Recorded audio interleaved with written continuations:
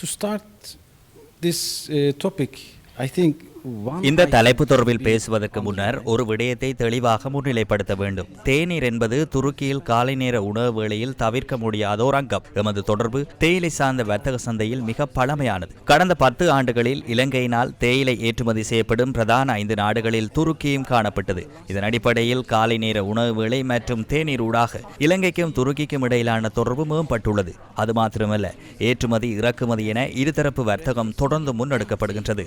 அத்துடன் இலங்கை வருகை தரும் சுற்றுலா பயணிகளின் எண்ணிக்கை அதிகரித்து வருகின்றது. கடந்த வருடம் சுற்றுலா பயணிகளின் வருகையில் 50% அதிகரிப்பு ஏற்பட்டது.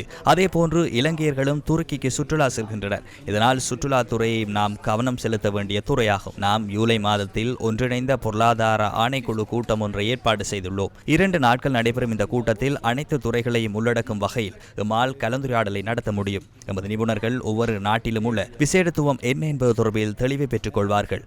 இதனூடாக இரு நாடுகளுக்கு இடையிலான வர்த்தக பொருளாதார தொடர்புகளை மேம்படுத்த முடியும் என்று நான் நம்புகின்றேன்.